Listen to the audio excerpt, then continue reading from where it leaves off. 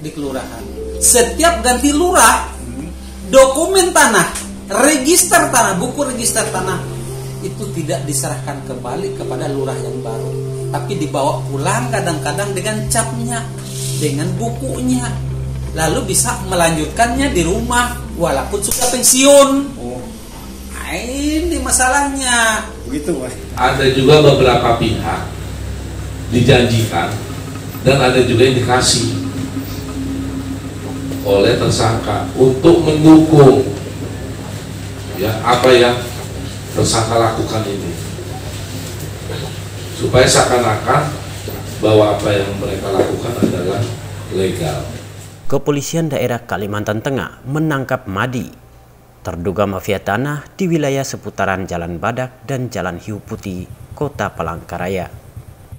Hanya dengan bermodal surat verklaring, tersangka menguasai ratusan hektare lahan warga yang sudah bersertifikat hak milik.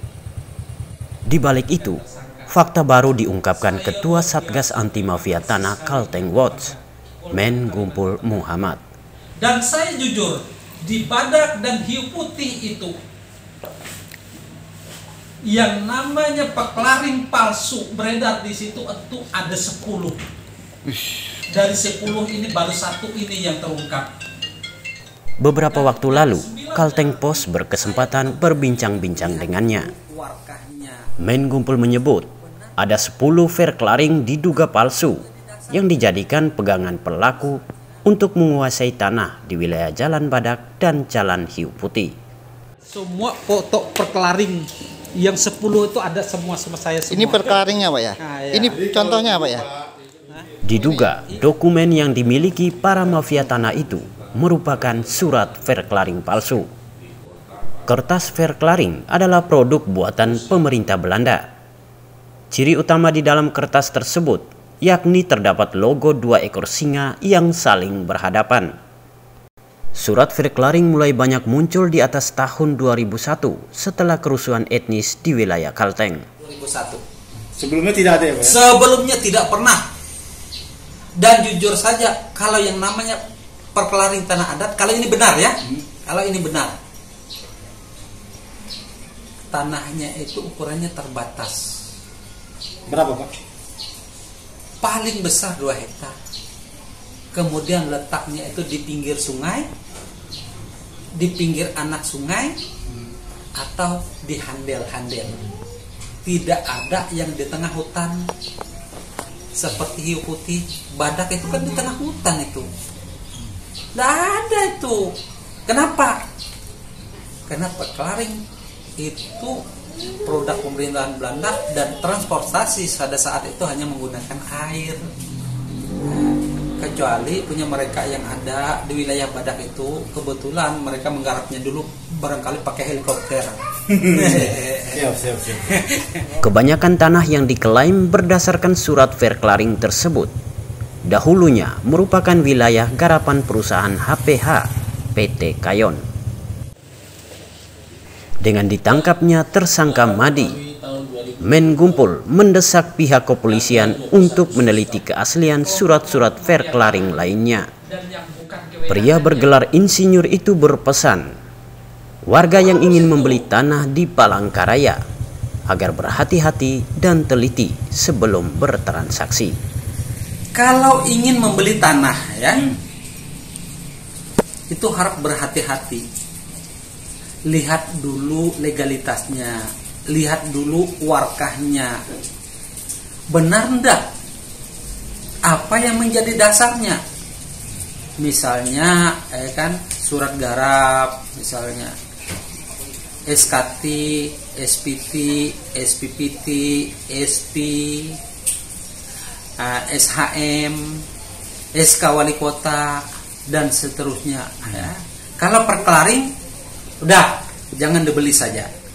Menyikapi keberadaan mafia tanah di Kota Cantik, Men Gumpul meminta pemerintah daerah untuk proaktif. Mereka selalu pasif menunggu laporan masyarakat. Laporan masyarakat pun kadang-kadang itu tidak begitu diperhatikan. Itu yang membuat saya kecewa kadang-kadang. Makanya saya terus terang saja kadang-kadang memberikan laporan ke medsos. Karena laporan di medsos lah kelihatannya yang paling efektif dan produktif. Iya.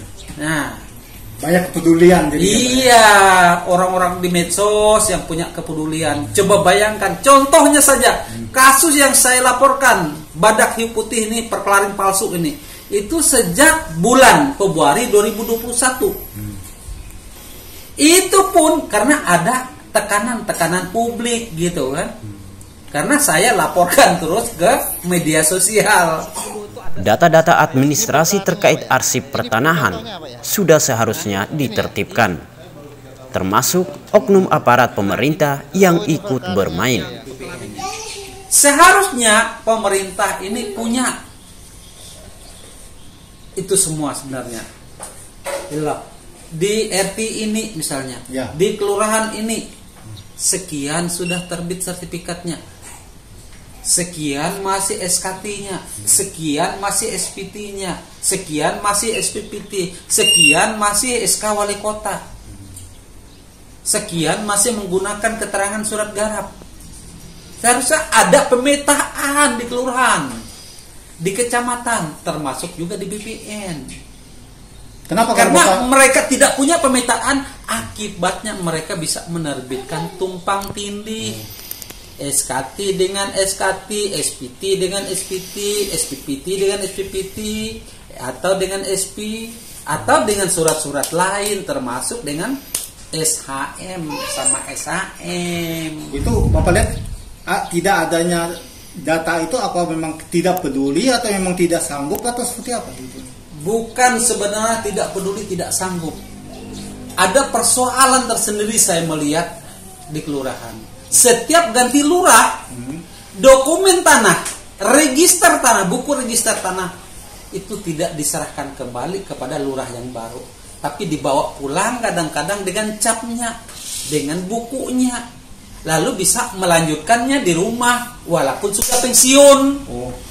Nah, ini masalahnya. Begitu, Mas. Karena permasalahan sengketa tanah tidak lepas dari adanya permainan para mafia tanah. Tidak ada tanah di kota Palangkaraya yang aman dari mafia tanah. Saya jujur katakan, mafia tanah itu ada di mana-mana. Ya, mafia tanah itu ada di mana? Mulai dari kalangan masyarakat, RT, ya, oknum RT, kemudian oknum pegawai kelurahan, oknum pegawai kecamatan, bahkan ada juga oknum pegawai BPN yang di backingi oleh oknum aparat penegak hukum. Nah, untuk meminimalisir ya paling tidak hal tersebut, makanya saya minta ya, kepada pemerintah untuk menertibkan administrasi pertanahan mulai dari tingkat RT, tingkat kelurahan, tingkat kecamatan, bahkan di tingkat BPN. BPN sendiri kita harapkan jangan begitu ada mereka atau orang-orang atau kelompok yang mengusulkan sertifikat, begitu melihat syaratnya lengkap langsung diproses, jangan dulu, karena syarat-syarat yang mereka gunakan bisa saja itu rekayasa. Berapa hektar yang sudah selesai kita buat berita acara, itu yang kami bayar. Salah satu warga kota Palangkaraya, Ode Sawal, akhirnya bernapas lega setelah Polda Kalteng bisa mengungkap kasus mafia tanah. Setelah berjuang puluhan tahun, lahan miliknya dan rekan-rekannya di Jalan Badak dan Jalan Hiu Putih bisa dimiliki kembali. Pensiunan PNS Pemprov Kalteng itu menceritakan kronologi terciptanya ribuan SHM di kawasan Jalan Badak dan Jalan Hiu Putih. Nah, dulu pada tahun 1989 waktu Gubernur Suparmanto, waktu kami apel pagi pada waktu itu bahwa beliau menyatakan ingin meningkatkan kesejahteraan pegawai melalui pengadaan tanah itu pada waktu itu. Dan setelah itu diinstruksikan kepada Sekda Provinsi pada waktu itu Pak Rohana Jorki, Sekda Provinsi, agar beliau bisa membuat surat kepada Wali Kota Palangkaraya. Dan ini Sebelum tahun 2000 tidak ada konflik sama sekali. Namun selepas itu mulai muncul pihak-pihak yang mengklaim tanahnya. Dari Palangkaraya, Kalteng Pos melaporkan.